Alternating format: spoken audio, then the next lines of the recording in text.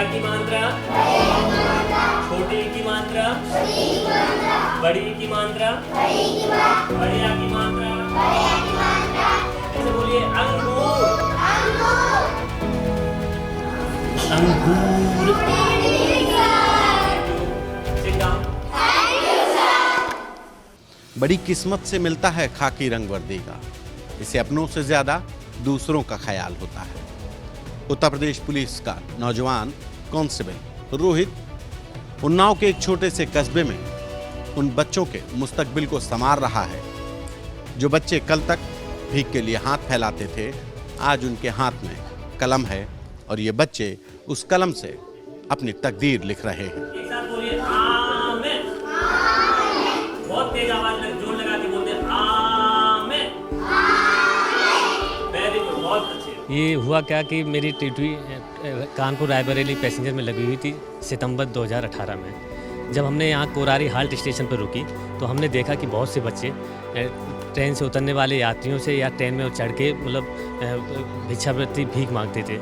तो हमें ये सब देख के बहुत बुरा लगा। उनमें से कुछ बच्चे मेरे पास भी ऐसे मिले।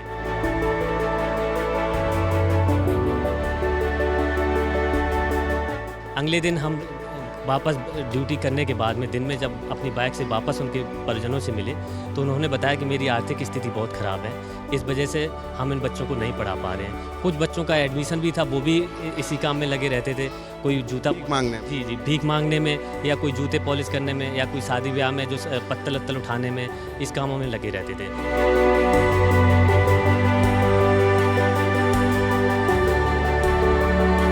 तो हमें ये लगा कि ये मेरे देश का भविष्य है और इनको शिक्षा के माध्यम से हम इनको जोड़ेंगे। और हमने वहीं पे अगले दिन जाके एक बोर्ड ले जाके पेड़ के नीचे हर हाथ में कलम पाठशाला की शुरुआत कर दी।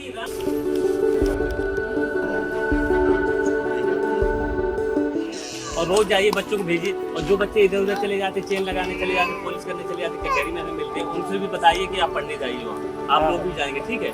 भले ही बड़े हो गए, देखो शिक्षा के लिए कोई उम्र नहीं होती है। चाहे आप 20 साल के हो गए या 25 साल के हो गए, आप लोग भी पढ़ सकते हैं। और अगर शिक्षित होंगे तो आपको गवर्नमेंट की तरफ से बहुत सी योजनाएं आती है, तो आप लोग उसका सही सदुपयोग कर सकते हैं, ठीक है। आप लोग भी आइए, वहाँ पे कोई ऐसी कोई बात नहीं है, सबके लिए है शिक्षा। और बिल्कुल सब तरह से आपको जानकारी है, कोई पैसा नहीं लिया जाता, निःशुल्क पढ़ाई होती है।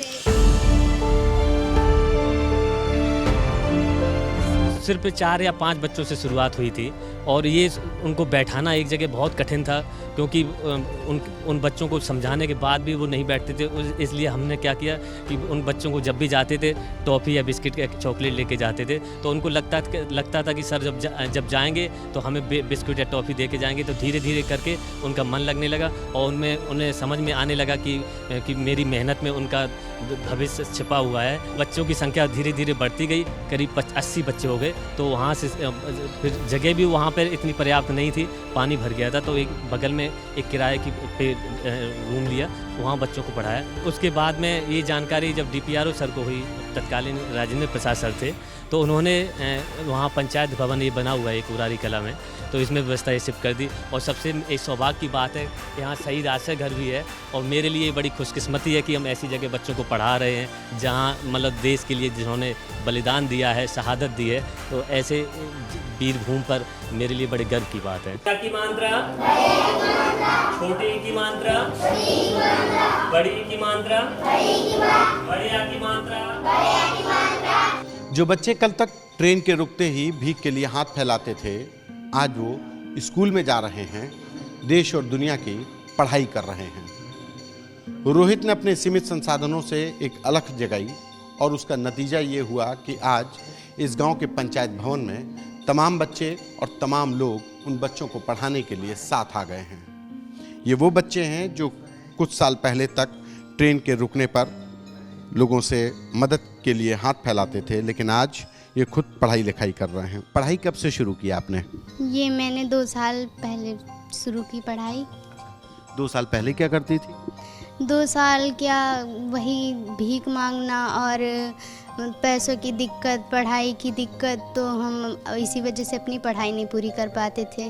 जब से सर आए हैं, ट्रेन रुकती थी तो जाते? हाँ, ट्रेन रुकती थी तब जाते थे और पैसे लेते, मतलब मांगते थे। कितना बदलाव आ गया जिंदगी? अब बहुत ही बदलाव आ गया, बोलने का तरीका चेंज हो गया, कैसे हमको बड़ों से बात करनी है वो भी हमको आने लगा है, क्योंकि हम बहुत ही नीची कास्ट से हैं और हमारे यहाँ पे बोलने चालने का तरीका कुछ अलग है।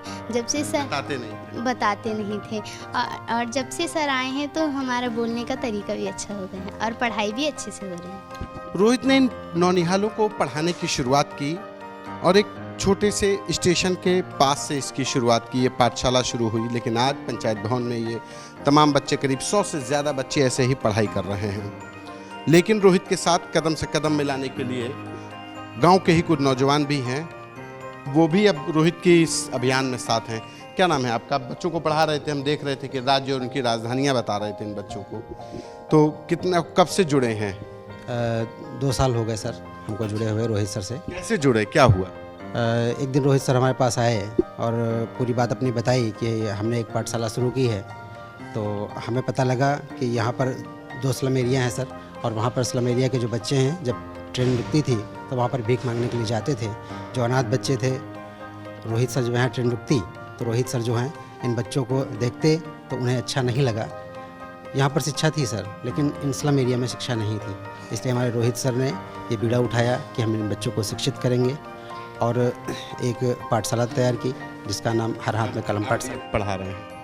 पैसा मिलता है कुछ? नहीं सर, हम पैसे नहीं लेते। जब सर इतना बड़ा काम कर रहे हैं तो हमारा ये बनता है कर्तव्य कि हम उनका सहयोग करें। लेकिन जब से हम प्रधान बने तो हमको ये मालूम हुआ यहाँ से पाठशाला चलती है, तो रोहित सर से हमारी बात हुई तो वो हमसे मिलने आए। फिर हमने इनको जो है अपने पूरे सहयोग की बात इनसे बताया कि जो हमसे हो पाएगा वो हम सहयोग। इसी वजह से हमने एक वर्कर को रखा यहाँ साफ़ सफाई के लिए अपनी तरफ से, जिसको हम 5,000 रुपये महीने हम अपनी जेब से देते हैं। उसको यहाँ सफाई करता है वो। इनके बच्चों को जाने के बाद यहाँ जो बच्चे हैं ये यहाँ गंदगी करेंगे तो उसको हम साफ़ सफाई के लिए 5,000 रुपये का अपनी तरफ से एक उसके लिए वर्कर रखे हुए, वो हमारी पंचायत को भी देखता है, यहाँ पर भी देखता है कि उसकी साफ़ सफाई की व्यवस्था। और जो हमसे ये हो रहा है कि जैसे इनकी व्यवस्था है, जैसे रोहित सर नहीं आ पाते, जैसे इनको कोई दिक्कत है, पंचायत भवन हमारा बंद है, तो हम उसको खुलवा करके यहाँ व्यवस्थित करते हैं इन लोगों को। क्या हो गया? किरण। बहुत शाबाश। किरण से बोलिए अंगूर।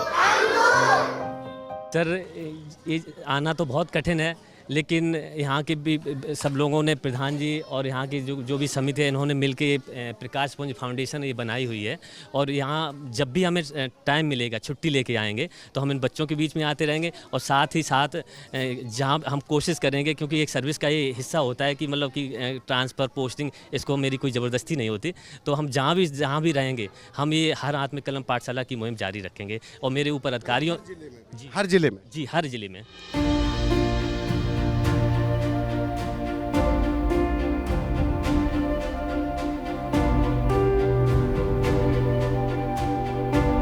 रोहित सर ने जो है अब यहाँ का सर्वा मुझे बनाया है और पाठशाला की कमान मेरे हाथों में सौंपी है। और जी हाँ, मदद भी रोहित सर भी मदद करेंगे। और उन्होंने कहा था कि ये पाठशाला ऐसे ही संचालित जैसे है ऐसे ही चलती रहेगी इन फ्यूचर भी, और वो भी मदद करते रहेंगे। बाकी यहाँ हम लोगों से भी सहयोग ले लेते हैं सर, और जो है हम ही भरसक प्रयास कर रहे हैं। और जो जिम्मेदारी उन्होंने सौंपी है, उन्होंने यहाँ इस समिति का जो है प्रकाश पुंज फाउंडेशन की समिति का मुझे अध्यक्ष बनाया है। अब देखिए मान्यताओं से शब्द बनाएंगे, कैसे बनाएंगे शब्द? मान्यताओं के छोटे आपके मान। घर में के हालात बहुत बुरे हैं। एक बच्चा बोल रहा था कि सर अगर आज हमें आप नहीं पढ़ाए होते तो हम कहीं या तो भीख मांग रहे होते या कहीं जेल में होते। हमने कहा बेटा ऐसा क्यों बोल रहे आप? बोल रहा था कि हम पहले सोचते थे कि जो किसी का हम पर्स चोरी कर लें या किसी घर में जाके चोरी कर लें तो हमें बढ़िया खाना मिले, बढ़िया कपड़ा पहने। तो ये सब बड़ी संवेदना मतलब लगी। तो ये हमें इनके लिए भविष्य के लिए चाहे हमें कुछ भी करना पड़े, चाहे हमें सैलरी से हम 10% तो देते ही हैं, शायद और भी ज़रूरत पड़ेगी। मेरे पिताजी ने कहा है कि अगर ज़रूरत पड़ेगी आगे समय में इनका भविष्य खराब ना हो तो अपनी 50 बीघा ज़मीन की आधी ज़मीन इन बच्चों के आवासीय स्कूल के लिए देंगे।